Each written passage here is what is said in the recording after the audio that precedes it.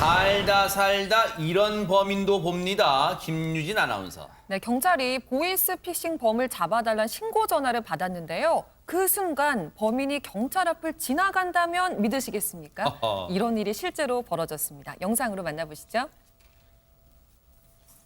네, 전화를 받은 경찰, 정황과 인상착의를 물어보다가 깜짝 놀라서 벌떡 일어납니다.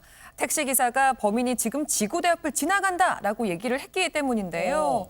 근데 아니 범인이 지구대 앞을 왜 지나가 하고 봤는데 흰색 상의에 검정 가방, 택시기사가 말한 그 범인과 똑같은 인상착의를 한 남성이 지구대 앞을 지나가고 있었습니다. 경찰관들은 이 남성을 발견하고 곧바로 잡으러 달려나가는 지금 그런 모습인데요. 네. 이때 마침 이 신고를 했던 택시기사도 현장에 도착을 했고요. 네. 경찰들에게 저 사람이 범인이다 이렇게 알려주셨다고 해요. 네. 아무것도 모르고 태평하게 걷던 이 범인, 결국 경찰에 이렇게 붙잡히고 말았습니다. 그런데 장혜찬 평론가님, 세상에 널린 게 하얀 옷이고 세상에 널린 게 검은색 가방인데 혹시 갔다가 저 경찰분들 실수한 거 그런 경우는 아닙니까 혹시? 일단 경찰이 저 사람을 잡고 뭐 하는 사람이냐고 물어봤습니다. 그러니까 범인이 나 금융기관 직원이라고 말했어요. 어허. 그럼 경찰관이 어느 기관 소속이냐 물어봤는데 대답을 못한 겁니다. 아하. 어디 은행일 수도 있고 금감원일 수도 있는데 말을 못하더니 갑자기 또 말을 바꿉니다. 채권 추심하는 아르바이트생이다. 아하. 그런데 어느 금융기관에서 아르바이트생에게 이 막대한 돈을 받아오는 일을 시키겠습니까? 말이 안 되잖아요. 네. 결국에는 변명을 이어가다 보이스피싱 범행을 인정하고 말았는데요. 아하. 또 거짓말이 이어집니다. 저 범인이 보이스피싱 범행에 가담한 게 이번이 처음이라고 말을 했는데 알고 보니 이전에도 똑같은 범행을 한 적이 있었다고 합니다. 야, 여러 차례 보이스피싱에 가담하는데도 계속해서 오리발, 발뺌을 하고 있는 이 범인. 그런데 붙잡힌 이후에도 황당한 얘기를 하고 있다고 합니다. 들어보시고 이어가 보도록 하겠습니다. 그러니까 처음에 딱 잡으러 달려갔을 때 가방 양쪽에 두 개를 들고 있었는데 그 가방 안에 지퍼가 열린 채로 현금이 막 뭉치가 그렇게 있는 게 대충 딱 얼핏 봐도 그게 보였었거든요.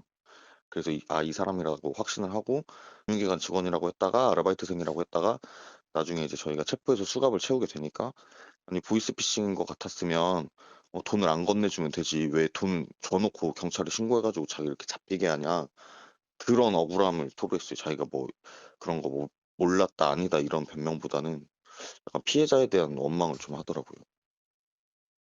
기가 찹니다.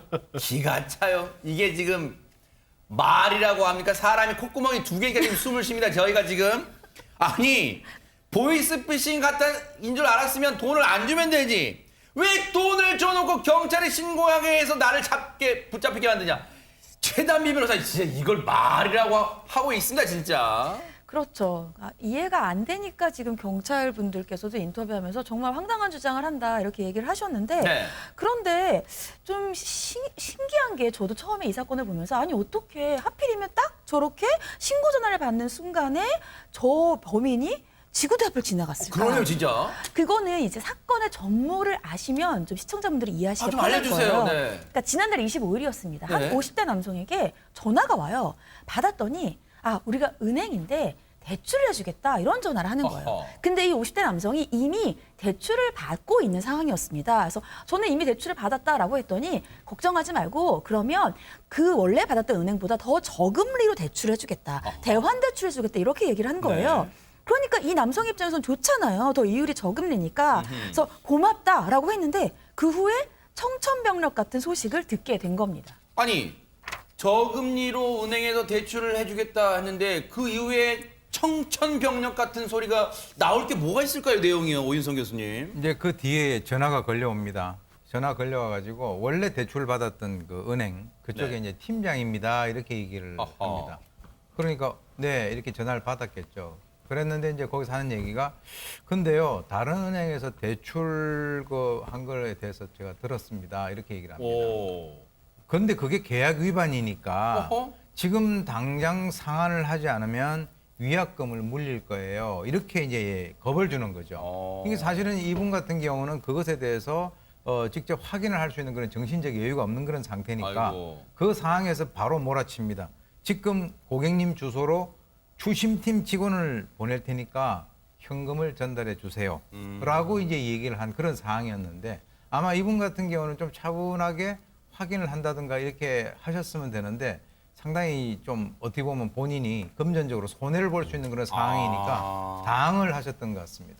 세상에 그 대출금 받은 걸 세상에 당장 갚으란 대출이 어디 있어요, 세상에. 박승문 변호사님. 그러니까 지금 저금리로 전화해 준다 그래서 여기서 대출 받기로 했는데 그러니까 그 우리 계약 위반이니까 이거 조금 안 내면 나중에 큰 문제 생긴다 그러니까 이분이 너무 놀란 거예요. 어허. 근데 지금 말씀하셨던 1,000만 원 이상 되는 돈이 그렇게 누가 그렇게 쉽게 가지고 있는 사람 별로 없잖아요.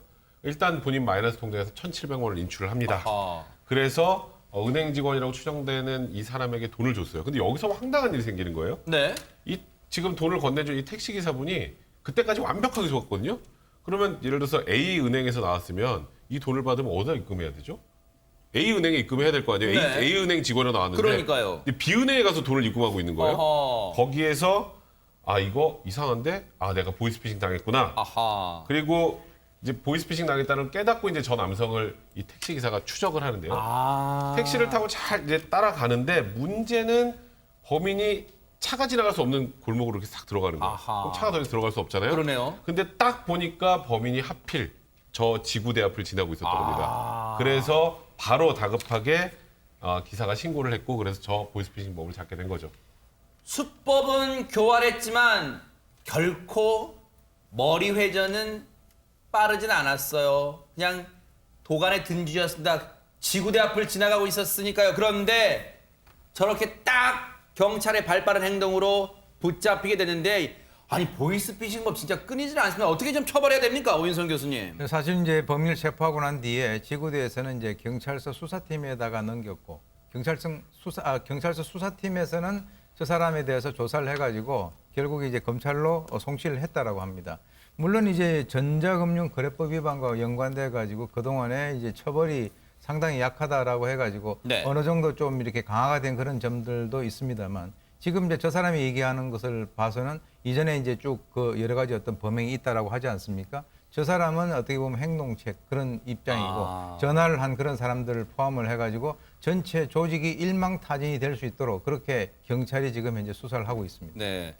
다행히 범인을 잡긴 잡았는데 아니 택시 기사님 입장에서는 장혜찬 평론가님 그러면 돈을 전부 회수할 수 있었을까요? 어떻습니까? 우선 택시 기사님이 1,700만 원을 건넸습니다. 이 중에 900만 원은 벌써 송금 처리가 되었고요. 아이고. 범인이 들고 있던 800만 원을 현장에서 바로 회수해서 돌려드렸죠.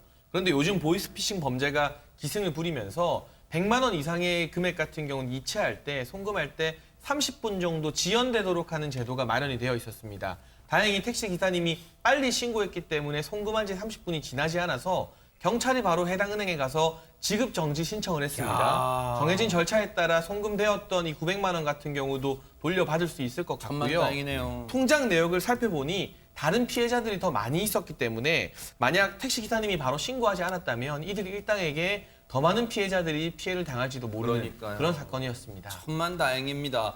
그런데 김유진 아나운서 시청자분들이 그런데도 지금도 여전히 궁금하고 이해되지 않는 게 아니 보이스피싱범이 돈을 건네받아서 빨리 현장에서 벗어나고자 하는 건 이해되는데 왜 지구대 앞을 지나갔지? 이 부분은 도통 이해가 안 될 것 같아요. 그러니까요. 아무리 허술해도 그렇지 왜 그랬을까? 네. 알고 보니까요. 이분이 이 지역 분이 아니었어요. 아하. 1시간도 더 떨어진 곳에 사는 분이었는데 그냥 분이라고 하지 마세요. 이 사람이라고 하세요. 네네. 네, SNS에서 고수익 알바를 구한다라는 글을 본 거죠. 아하. 그랬는데 이렇게 보이스피싱 범행 한 건에 30만 원을 준다는 말에 현혹이 돼서 범행에 가담을 하게 된 겁니다. 네. 그러다 보니까 이곳 지리를 전혀 몰랐고 원래는 한 은행에 갔었어요. 아하. 송금을 시도했는데 오류가 발생을 한 거예요. 그래서 다른 은행으로 가야겠다면서 가는 길에 설마 지구대 앞을 지나가는 길일 거라고는 상상도 못했던 거죠. 네. 보이스피싱 관련해서 이 범인들이 검거되는 사건은 뉴스파이터가 많이 전해드립니다만 여전히 걱정되는 건요. 물론 경찰분들이 노고가 대단하시지만 걱정되는 건 보이스피싱의 총책들, 즉 우두머리들을 잡는 게 중요한 것 같아요. 지금 저렇게 전달책, 행동책 잡는 것도 중요하지만 저들을 잡으면 일당 받고 일하는 사람에 불과하잖아요. 진짜 발본색을 할 수 있는 총책들이 좀 검거됐다는 얘기가 들려왔으면 하는 간절한 바람입니다.